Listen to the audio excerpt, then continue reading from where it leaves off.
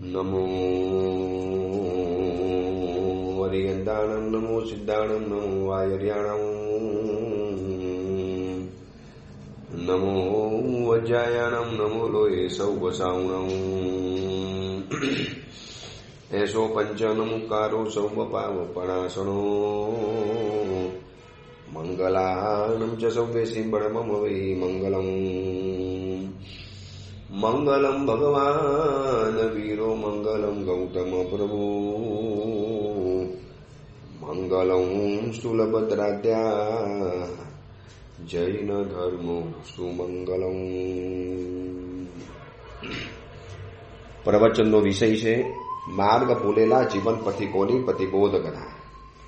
આજથી 1245 વર્ષ પૂર્વે બનેલો 4 પ્રસ્તાવ અને 17,000 શ્લોકોની અંદરમાં ફેલાયેલો આ કુવલય માલા નામનો ગ્રંથ ક્રોધ, માન, માયા, લોભ અને મોહ, આ 5 દોષોની એક અજીબની માયાજાળ, એવી એ લોકોએ માયા ઊભી કરી છે અને લોકોને પોતાના તરફ એવી રીતે એટ્રેક્ટ કર્યા છે કે લોકોને એમ જ લાગે કે આ વસ્તુ હશે તો જ આપણે જિંદગીની અંદરમાં જીવી શકશું. ક્રોધ ન કરીએ તો કોઈ વાત માને જ નહીં, થોડું તો અભિમાન જીવનમાં કરવું પડે, લોભ વગર તો જીવનમાં ચાલે નહીં. આવા બધા જે મગજની અંદરમાં જે ખ્યાલ ઘૂસી ગયા છે એ ઊંડા ખ્યાલોને ઘૂસાડનારા આ 5 દોષો. હવે એમાંથી કેવી રીતે બહાર આવવું? આપણે ખોટા રસ્તા છીએ એ તો કદાચ આપણને ખબર પણ નથી. કોઈ કહેવા માટે આવે છે તો આપણે એની મજાક કરીએ છીએ, મસ્કરી કરીએ છીએ. આજે જોઈ લો, એવા કેટલાય વ્યક્તિઓ છે જેને કોઈ કલ્યાણ મિત્ર કહેવા માટે જાય ને કે દોસ્ત આવું ન કરી શકાય, આ તારા માટે ખોટું છે, એટલે એને હશે, આ તો ભગત થઈ ગયો, આ તો મણિભાઈ થઈ ગયા, આ તો હવે બસ વટલાઈ ગયો. જાણે કે એ વ્યક્તિને ગિલ્ટી ફીલ કરાયા કરે, જાણે ધર્મ કરવો, ઉપદેશ આપવો એ જાણે કે એક અપરાધ જેવું બરાબર હોય.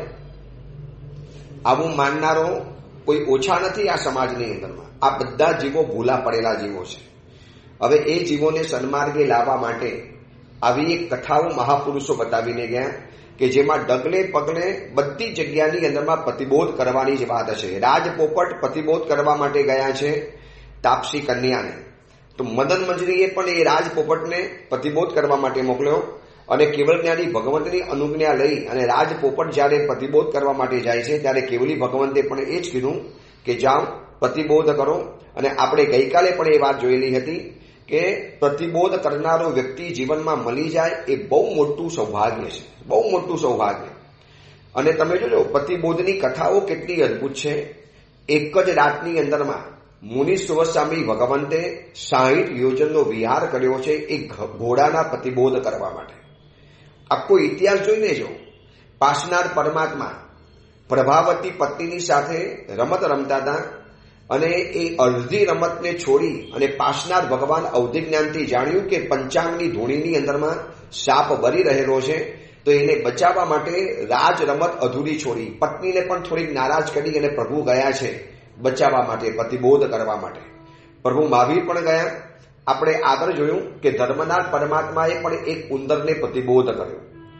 બધી જગ્યાની અંદરમાં પ્રતિબોધ કરવાની વાત આવે. આજે સમણ ભગવંતો ગામની અંદરમાં જે વિચરે છે, આ કાતિલ ઠંડી, હાઈવેના જોખમી વિહારો, અત્યારે અમે જે રસ્તા ઉપરથી પસાર થઈ રહેલા છીએ આ સુધીમાં તો શાંત રસ્તો હતો, પરંતુ હવે વિરમગામ તરફ જવા માટે હાઈવે સિવાય કોઈ ઓપ્શન જ નથી. હાઈવે ઉપર ચાલવું જ પડે અને 1 સેકન્ડની અંદરમાં ઓછામાં ઓછી 50 થી 60 ગાડીઓ આજુબાજુમાંથી ધસમસતા વેગે પસાર થઈ જાય અને ચાલતા ચાલતા એમ લાગે કે જાણે ગાડી હમણાં ધસી આવશે, એવી પૂરપાટ ઝડપે, એવી માતેલા સાંઢની જેમ રોડ ઉપર બેફામ ગતિએ ગાડી દોડતી હોય.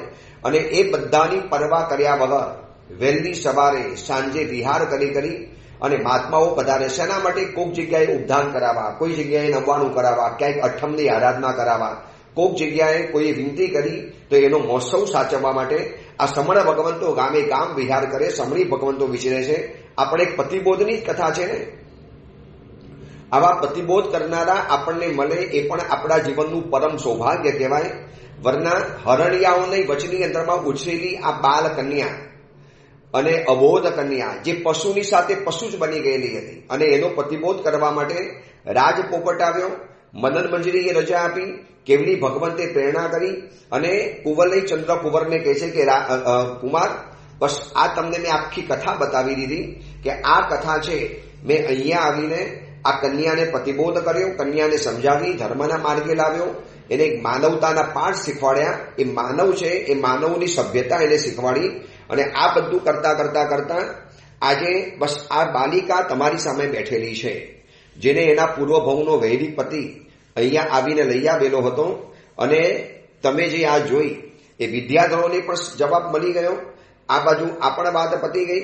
હવે બાલિકાને મેં એ વખતે સમજાવેલી, ચલો આપણે માનવ વસ્તીની અંદરમાં જઈએ, અથવા તો તારા પિતાજી રાજા છે, ચલ તારા પિતાજીની પાસે હું તને મૂકી દઉં. તારે આ કન્યા કહે છે કે બસ હવે મારે શહેરની અંદરમાં આવવું જ નથી. આ લોકોપચાર એ બધા મારાથી નહીં થઈ શકે. આ ઇન્દ્રિયના વિષયો જીતવા મારા માટે બહુ કઠિન પડી જશે. અને આ જંગલની અંદરમાં કોઈ જૂઠું બોલનારો નથી, કોઈ ધોખો આપનારો નથી, આ જંગલની અંદરમાં કોઈ દગો આપનારો નથી. બસ મારે તો આ જંગલની અંદરમાં જ રહેવું છે. મારા માટે આ જંગલ એ જ રમણીય આવાસ, મારા માટે આ જંગલ એ જ મારા માટે મારું રાજ્ય બરાબર છે. આ જંગલના સૂકા પ્રાસુક પુષ્પ, ફલ, પાંદડા આ બધું કરતા કરતા કરતા હું અહીંયા સંયમપૂર્વક રહીશ. બસ ત્યારથી એને આ સંન્યાસીનો વેશ ધારણ કરેલો છે. આ આખી કથા છે. કેટલી અદ્ભુત કથા જાણવા માટે મળી. એ વિદ્યાધરોએ પ્રશ્ન પૂછ્યો, એમાંથી કેવલી ભગવંતે આ કથા બતાવી. અને આખી કથા તાપસી કન્યાના કુતૂહલને જોયા પછી રાજપોપટે કુવલયચંદ્ર કુંવરને બતાવી. અને આખી કથા સાંભળ્યા પછી કન્યાની સમક્ષ જોઈ અને કુવલયચંદ્ર કુંવરે કીધું કે સાધર્મિકી બેન, તમને મારા પ્રણામ છે. હવે સામે તો જુઓ, આપણે થોડી ઘણી વાતચીત કરી શકીએ. અને રાજપોપટે કીધું કે કન્યા, આ પુરુષ સારા છે, સજ્જન છે, ભલે શહેરમાંથી આવેલા છે, પરંતુ સજ્જન છે, સાધર્મિક છે, એમને એ રીતે પ્રણામ કરો. પ્રણામ વગેરે કર્યા. હવે તો માનવની ભાષા પણ એને આવડી ગઈ હતી, માનવી તરીકે રહેતી હતી. અને એને પણ કીધું કે સાધર્મિક તરીકે હું પણ તમને વંદું છું. તમે આટલું જે બોલ્યા એ ઉપરથી મને એમ લાગ્યું કે તમે પણ ખરેખર સાચા શાવક છો. એ સમજીને હું તમારી સાથે વાતચીત કરું છું. કારણ કે મેં પણ જીન ધર્મનો સ્વીકાર કર્યો છે. સમ્યક જ્ઞાન, ક્રિયાકલાપ આ બધું પણ મેં સ્વીકારેલું છે. અને એ પણ તમે માનો છો. મારે સાધર્મિક તરીકે તમને મારા પ્રણામ છે. આવો પધારો અમારા આશ્રમની અંદરમાં, સ્નાન વગેરે કરો. સ્નાન વગેરે કરી અને ભોજન વગેરેનો સ્વીકાર કરો. અને બરોબર એ જ સમયની અંદરમાં સૂર્ય અસ્ત થવાની તૈયારીમાં હતો. જાણે કે સૂર્ય એક વૃદ્ધ અને શિથિલ જેવો દેખાવા માંડ્યો. આખો દિવસ આકાશની સફર કરી અને સફર કરતા કરતા કરતા જાણે કે થાકી ગયો હોય એમ હવે ધીરે ધીરે અસ્તાચલ ઉપર જઈ રહેલો છે. ત્યારે એ સમયની અંદરમાં આ યુવા કન્યાએ કીધું, યુવાન સંન્યાસિનીએ, કે સંધ્યાનો સમય થઈ ગયેલો છે. અને એનું નામ રાજપોપટે પાડેલું હતું એણિકા. એણિકા. એ એણિકાએ કીધું કે રાજપુત્ર, ચાલો સંધ્યાનો સમય થઈ ગયો છે, સ્નાન વગેરે કરો, ભોજન વગેરે કરી લો. આગળના ભાગની અંદરમાં સુંદર મજાનું સરોવર છે. એ સરોવરની અંદરમાં એક નાનકડો ધોધ પડે છે. એ ધોધ નીચે સ્નાન કરી લો. એનું મીઠું ઠંડુ વહેતું ઝરણું, એમાં તમને સ્નાન કરવાની મજા આવશે. એટલે કુંવર સ્નાન કરવા માટે જઈ રહેલો છે. અહીંયા કુવલય માલા કથાની અંદરમાં બતાવ્યું છે કે જૂના સમયની અંદરમાં લોકો જ્યારે સ્નાન કરતા હતા ત્યારે શરીરને શુદ્ધ કેવી રીતે કરતા હતા. આજે તો લક્ષ છે, ધીરી છે, સંટુર સાબુ છે, પછી ડવ સાબુ છે, એવા કેટલી જાતના સાબુઓ આવે છે, હજારો પ્રકારના સાબુઓ. પરંતુ અને એ બધા સાબુની અંદરમાં રહેલો ક્ષાર ભલે બહારથી બતાવતા હોય પણ કોઈ સ્કિન ડિસીઝ લગભગ કરતા હોય છે. જ્યારે કુવલય માલામાં બતાવેલું છે કે આંબળાના ભૂકાનો પાવડર કુંવરે લીધો. અહીંયા સ્પષ્ટ શબ્દ મૂક્યો છે, આંબળાના સૂકા વૃક્ષ જે ફલો એને શિલાતર ઉપર જે વાટેલા હતા એનો પાવડર શરીર ઉપર લગાડ્યો. અને શરીર ઉપર લગાડીને એનાથી સ્નાન વગેરે કર્યું. આને ઉપટન કહેવાય. જૂના સમયની અંદરમાં ચણાનો લોટ, આંબળાનો પાવડર,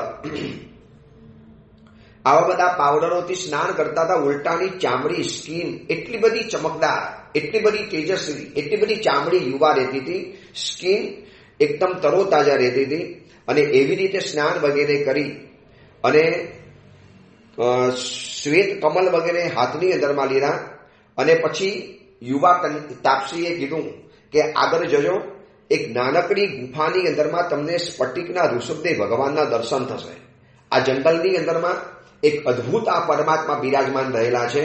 હવે આ કથા સાંભળનારાને થશે કે આવી રીતે જંગલોની અંદરમાં કેવી રીતે પરમાત્મા આવી જાય. કોઈક વિદ્યાધર, કોઈક સાધક અથવા તો કોઈક વ્યક્તિએ પોતાને મન થયું એટલે આવી રીતે પ્રતિમાઓનું સર્જન કર્યું હોય, અથવા તો પોતાની પ્રતિમા આવી રીતે ગુફાની અંદરમાં લાવીને મૂકી દીધેલી હોય. આજે કેટલી ગુફાઓની અંદરમાં જૈન ગુફા સંગ્રહ, એ ગુફા સંગ્રહ વાંચવા જેવો છે. એની અંદરમાં કેટલી જાતની માહિતીઓ આપી છે કે આજે પણ ગુફાની અંદરમાં પરમાત્માની પ્રતિમાઓ છે.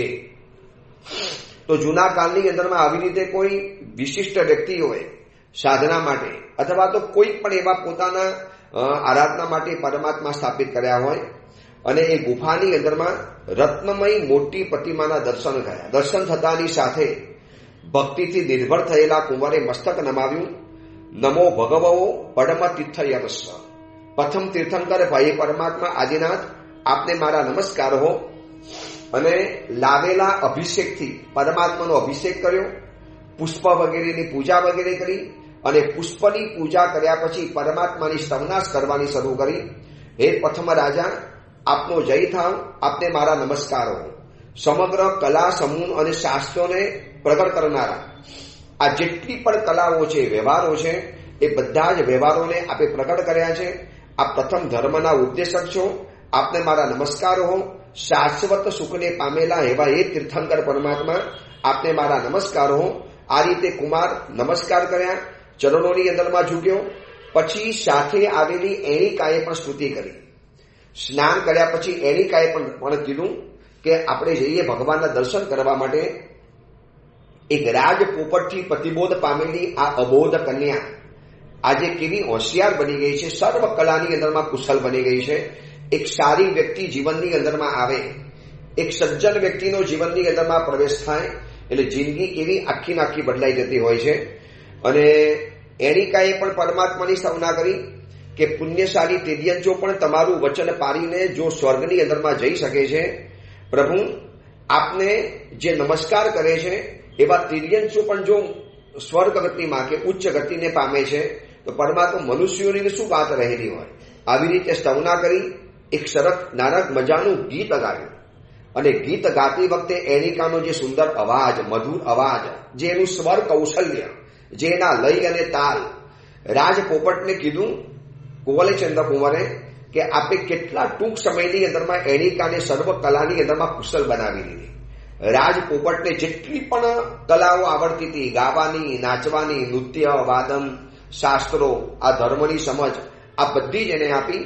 સરસ મજાની ગીતિકાને ગાયા પછી બંને જણા જ્યારે પરમાત્માના દર્શન કરીને બહાર નીકળે છે, આવ્યા આજુબાજુની અંદરમાં એમના વંશ શિશુઓ તો સાથે ને સાથે જ ફરતા હતા.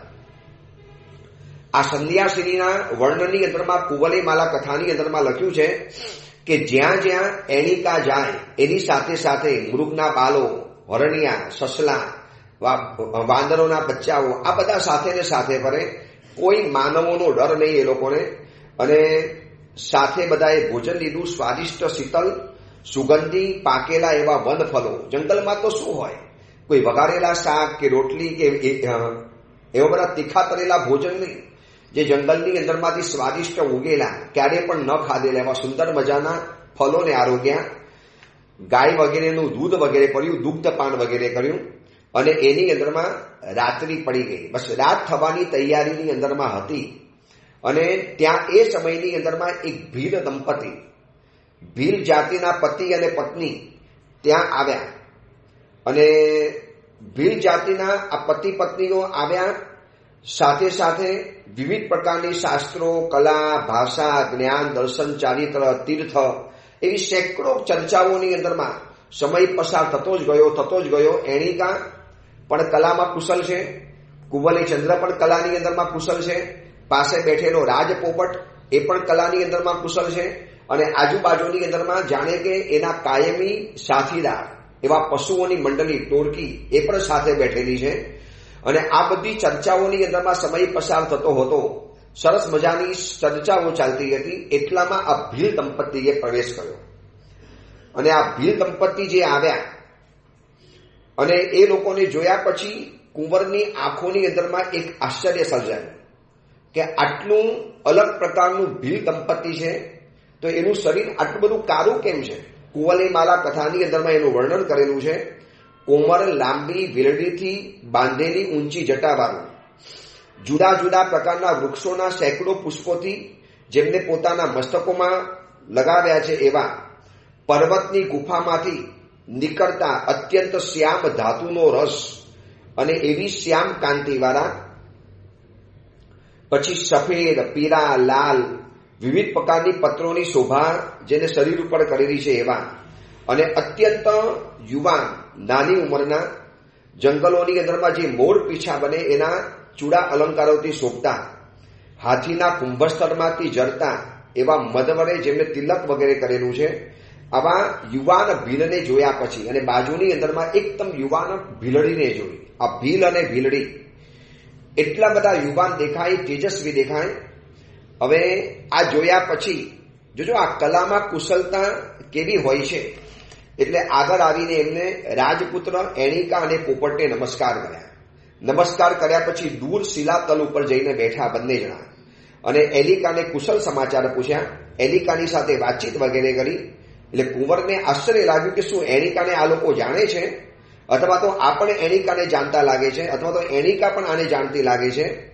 અને પૂછ્યું કે તમે જાણી રહેલા છો? તો કે આ જંગલની અંદરમાં આ ભીલ ભીલડી રહે છે, કેટલાય વખતથી આ જંગલની અંદરમાં છે, ક્યારેક ક્યારેક આવતા જતા હોય છે, અને આ રાજપોપટના દ્વારા મને પણ પરિચયની અંદરમાં આવ્યા. હવે એ સમયે અત્યંત કુતૂહલથી કુંવર જોવે છે, પણ એના મગજની અંદરમાં દ્વિધા છે. આ અસલ ભીલ ભીલડી નથી.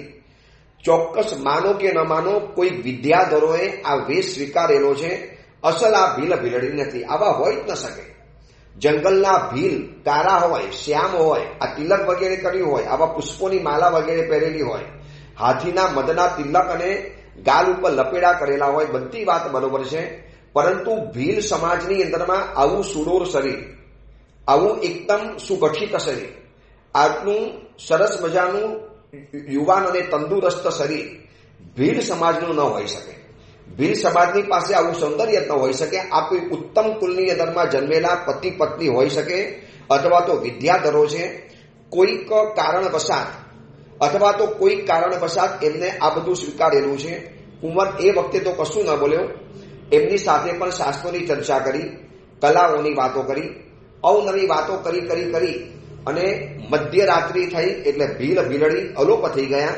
અને એ ગયા ને તો એની દિશાની અંદરમાં સતત કુંવરને જોતા જોયા પછી એને કુંવરે એણિકાને પૂછ્યું કે હકીકતની અંદરમાં આ લોકો ભીલ ભીલડી છે? તો કે હા. રાજપોપટે પણ કીધું કે આ લોકો જંગલમાં ઘણી વખત મળવા માટે આવે છે અને આ જંગલના ભીલ ભીલડી છે. જોઈ લો એ લોકોની આભૂષણ, વેશભૂષા, તિલક, જે રીતે શરીર છે એ લોકોનું આટલું શ્યામ શરીર. કુંવર કહે છે કે મને આ વાત નથી બેસતી. સામુદ્રિક શાસ્ત્ર પ્રમાણે જોવાની અંદરમાં જવું તો આ લક્ષણો ભીલ ભીલડીની અંદરમાં ન હોઈ શકે. એ લોકોની અણીદાર આંગળીઓ, એ લોકોનું સપ્રમાણ શરીર, આટલું અદ્ભુત લલાટ, દીપશિખા જેવી નાસિકા અને સ્ત્રીની સુંદર મજાની આંખો અને સપ્રમાણ શરીર અને એ લોકોની જે ચાલવાની પદ્ધતિ અને શરીરના અંગ ઉપાંગ, એ લોકોની પગની આંગળીઓ અને શરીર ઉપરના શોભી રહેલા જે લક્ષણો, એ લોકોના જે કાન, મસ્તકના વાળ, આ બધું જોયા પછી હું એમ કહી શકું છું કે આ લોકો કોઈ યુવાન વિદ્યાધર રાજાના દીકરા દીકરી છે અથવા તો પતિ પત્ની છે, પરંતુ સાચા ભીલ નથી, સાચા ભીલ જાતિના માણસો નથી. એટલે એણિકાને આશ્ચર્ય થયું કે કુમાર તમે આવું દાવાની સાથે કેવી રીતે કહી શકો? તો કે એટલા માટે એક સામુદ્રિક શાસ્ત્ર આવે છે, સામુદ્રિક લક્ષણ શાસ્ત્ર આવે છે, અને લક્ષણ શાસ્ત્ર દ્વારા તમે કોઈ પણ વ્યક્તિનું જજમેન્ટ બાંધો, કોઈ પણ વ્યક્તિ માટે અનુમાન કરો તો લગભગ 100% સાચું પડતું હોય છે. ભણનારા ઉપર આધાર છે. એટલે આ આખું સાંભળ્યા પછી એણિકાને કુતૂહલ થયું, કારણ કે રાજપોપટે આ સુધીની અંદરમાં બીજું બધું શીખવાડ્યું છે, પરંતુ લક્ષણ શાસ્ત્રની વાત નથી થઈ.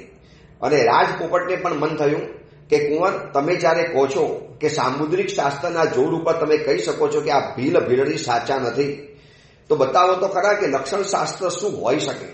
થોડું અમારે પણ જાણવું છે. એટલે કુંવર કહે છે કે જો બે રસ્તા છે, તમારે વિસ્તારથી જાણવું છે કે એકદમ સંક્ષેપમાં જાણવું છે, શોર્ટમાં જાણવું છે કે વિસ્તારથી જાણવું છે. તો એ વખતે એનિકાએ કીધું કે રાત પડી ગઈ છે, અત્યારે તો એટલો બધો સમય નહીં મળે, શોર્ટની અંદરમાં સમજાવી દો ને કે સામુદ્રિક શાસ્ત્ર ઉપરથી કેવી રીતે વ્યક્તિનું માપ નીકળી શકે. અને પ્રવચન સાંભળનારા બધાને કહું છું કે હું પણ તમને આ પ્રવચનની અંદરમાં આખું લક્ષણ શાસ્ત્ર જે કુવલય માલા ગ્રંથની અંદરમાં સેંકડો શ્લોકોની અંદરમાં બતાવેલું છે. વર્તમાન સમયની અંદરમાં કઈ વ્યક્તિ સાથે સંબંધ બાંધવો, કોની સાથે દોસ્તી કરવી, કદાચ સંસારની અંદરમાં છો અને લગ્ન વ્યવહાર જીવનની અંદરમાં સાચવવાનો વારો આવે તો કોની સાથે કરવું, પૈસાની ભાગીદારી કોની સાથે કરવી, કઈ વ્યક્તિની સાથે સંબંધોના ક્ષેત્રમાં આગળ વધવું જેથી પાછળથી દગો ન મળે, પાછળથી વિશ્વાસઘાત ન થાય, પાછળથી મંદુક વગેરે ન થાય. પુરાણા સમયની અંદરમાં ગુરુકુલોની અંદરમાં આ બધું પાયાનું ભણાવવામાં આવતું હતું. આજે મને એટલું બતાવો, લાખો કરોડો અને અબજો રૂપિયાની એજ્યુકેશનની ઇન્ડસ્ટ્રી ચાલે છે. જો એક એક સ્કૂલો રસ્તાની અંદરમાં આવે છે. હમણાં અમે બોરસદથી બહાર નીકળ્યા અને એક સંપ્રદાય વાળાની મોટી સ્કૂલ બનેલી જોઈ, એટલી વિરાટ સ્કૂલ. તો સાથે વિહાર સેવાવાળા ભાઈ ચાલતા હતા અને એમને પૂછ્યું કે આ સ્કૂલ બહુ મોટી લાગે. સાહેબ મોટી છે, એની ફી પણ બહુ મોટી છે. અને એને બતાવ્યું કે સાહેબ 1.5 લાખ 1.25 લાખથી ઓછી ફી નથી એક દીકરા દીકરીની. હવે આવા બોરસદ જેવા નાનકડા ગામની અંદરમાં ઇન્ટરનેશનલ સ્કૂલો બની જાય, સ્કૂલમાં કેમ્પસની અંદરમાં બધી પ્રકારની સગવડો મળી જાય. ચલો એ બધી વાત બરોબર છે, પણ એમાં આવો લક્ષણ શાસ્ત્ર કે જેનાથી વ્યક્તિને ઓળખી શકાય, વ્યક્તિને જાણી શકાય. અને આવા લક્ષણ શાસ્ત્રથી વ્યક્તિને તમે જો ભવિષ્ય ભાગવાની અંદરમાં જાઓ તો લગભગ જો સાચા ભણેલા હો તો 100% સાચું નીકળે, 100%. આજે ભલે વ્યક્તિની અંદરમાં કાંઈ નથી. પેથરશાહનો એક સમય એવો હતો, એટલા બધા ગરીબ બની ગયેલા હતા, એટલા બધા મુફલીસ, એટલા બધા ગરીબ. પેથરશાહ મહામંત્રી, માંડવગઢના મહામંત્રી, એમનું સુકૃત સાગરની અંદરમાં પ્રસંગ આવે છે. એટલા બધા ગરીબ કે હદ બાર ગરીબ, ખાવાના પણ ફાફા પડે. અને ઉપાશયની અંદરમાં કચરા પોતા અને ઝાડુ મારવાની નોકરી કરતા હતા ઉપાશયની અંદરમાં. એમાં ઉપાશયમાં ધર્મગો સુરેશ્વરજી મહારાજ સાહેબ પધાર્યા. શ્રાવકનો દીકરો હતો, એના પિતાજીની પાસે અબજો રૂપિયાની સંપત્તિ, પણ સમય ખરાબ આવ્યો અને પેથરશાહ સાવ ગરીબ, ગરીબ એટલે બિલકુલ ખાવાના પણ ફાફા હતા. અને ઉપાશયની અંદરમાં નોકરી કરે, ઝાડુ પોછા કરે, કચરો મારે, ઉપાશયને સાફ સફાઈ કરે અને આવનાર ગુરુ ભગવંતોની સેવા કરે અને પ્રવચન સાંભળે. એમાં એ દિવસે ધર્મઘોષ સુરેશ્વરજી મહારાજાએ પરિગ્રહ પરિમાણની વાત કરી કે શ્રાવકે પરિગ્રહ પરિમાણ કરી લેવું જોઈએ જેથી ફોગટના સાધન સામગ્રીનો તમને પાપ ન લાગે, આરમ સમારંભ ન લાગે. અને એ સાંભળ્યા પછી પેથરશાહે શું વિચાર્યું, બસ આપણે બહુ તો 5 ધ્રમ, એ સમયના 5 ધ્રમ એટલે બહુ મોટી કિંમત ગણાય કે 5 ધ્રમનો હું અભિગ્રહ લઈ લઉં. ક્યાં વધારે પૈસા મળવા, અડધા ધ્રમથી તો વધારે ક્યારે પૈસા જીવનમાં ભેગા થયા નથી. વધારે આ જિંદગીમાં 5 ધ્રમ રાખવાના. વ્યાખ્યાન પતી ગયું, લોકો ગયા. પછી ધર્મગોષ સુરેશ્વરજી માસ્ટરની પાસે જઈને ઉભો રહી ગયો. મેલા ઘેલા કપડા, લગર વગર શરીર, વિખરાયેલા વાળ, નિસ્તેજ મોડું, કેટલા દિવસોથી જાણે કે પેટ પૂરતું ભોજન પણ ન કર્યું હોય એવું ક્ષામ કુક્ષી, પેટ ઊંડું ઉતરી ગયેલું હતું. અને હાથ જોડીને કહે છે કે સાહેબ આજે પ્રવચનમાં જે આપણે વાત કરીને મને પણ બાધા આપી દો, 5 ધ્રમથી વધારે પરિગ્રહ પરિમાણ નહીં રાખો.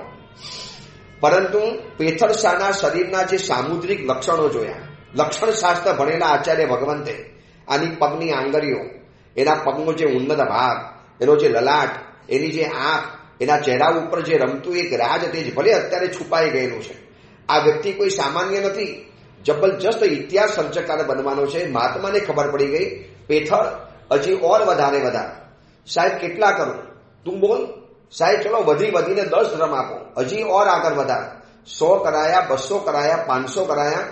સાહેબ મારી મજાક નહીં કરો, આ જિંદગીની અંદરમાં અડધા ધ્રમથી વધારે ક્યારે પૈસા નથી મળ્યા.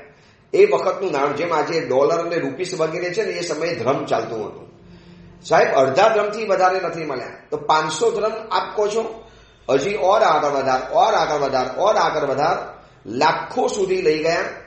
અને પછી નિયમ આપી દીધો અને કીધું પેથર એક દિવસ તારો એવો આવવાનો છે કે તારી પાસે પૈસા ક્યાં રાખવા એ સવાલ થશે. અને ઇતિહાસ કહે છે કે આ પેથરસા માંડવગઢના મહામંત્રી શું એમને જીવનમાં સુકૃતો કરેલા છે? ક્યારેક વિચાર છે કે ઓડિયો પ્રવચનમાં પણ સુકૃત સાગર પેથરસાની કથા લેવાની છે. અદ્ભુત ચરિત્ર, અદ્ભુત એટલે શબ્દોની અંદરમાં વર્ણવી ન શકાય.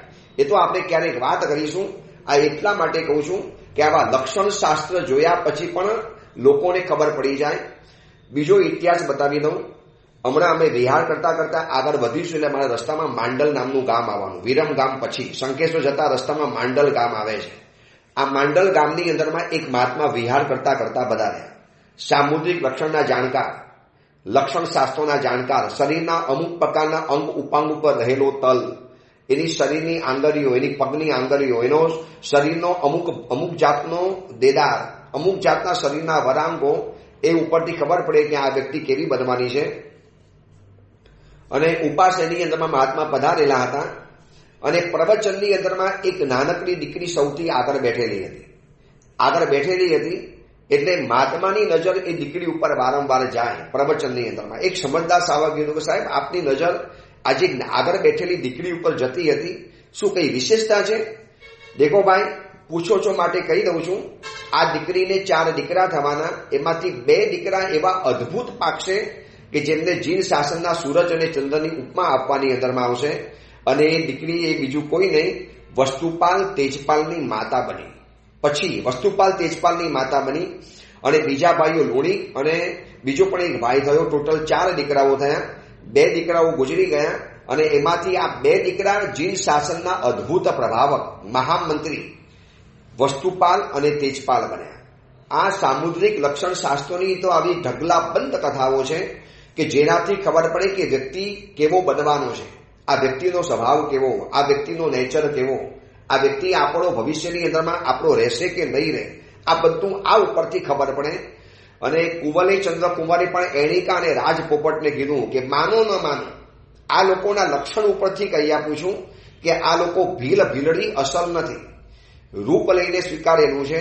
કદાચ વિદ્યાની સાધના માટે બની શકે છે એવી કેટલીક વિદ્યાઓ આવે છે. ભીલ પ્રકારની વિદ્યા સાધવી હોય તો ભીલના વેશમાં રહેવાનું, કેટલાય વર્ષો એ લોકોએ ભીલડી તરીકે રહેવાનું, પતિ પત્ની તરીકે રહેવાનું, જંગલની અંદરમાં એવી સાધનાઓ કરવાની અને એ સાધના કર્યા પછી એવી જ પ્રકારની વિદ્યાઓ એમને સિદ્ધ થાય.